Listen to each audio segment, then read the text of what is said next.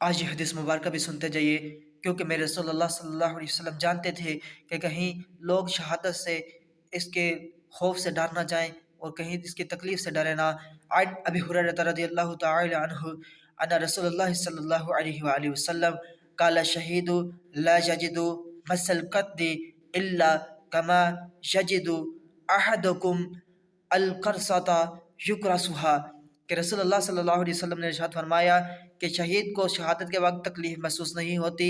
مگر اتنی کہ جتنی تم میں سے کسی کو چونٹی کے کاٹنے سے یا چٹکی کاٹنے سے کوئی محسوس کرتا ہے، یعنی اتنی کم تکلیف محسوس ہوتی ہے۔ ویسے تو موت کے وقت اتنی انسان کو تکلیف ہوتی ہے، لیکن جو بندہ شہید ہوتا ہے اس کو تھوڑی اتنی ذرا سی تکلیف ہوتی ہے، تو کیوں ہمارے اندر پھر شہادت کا جذبہ نہ ہو؟ ہم چاہتے ہیں کہ ہم شہید ہوں، ہم رب کی بارگاہ میں شہید ہو کر جائیں، کیونکہ ہم تو گناہوں کے بھرے ہوئے ہیں، اس وجہ سے شاید رب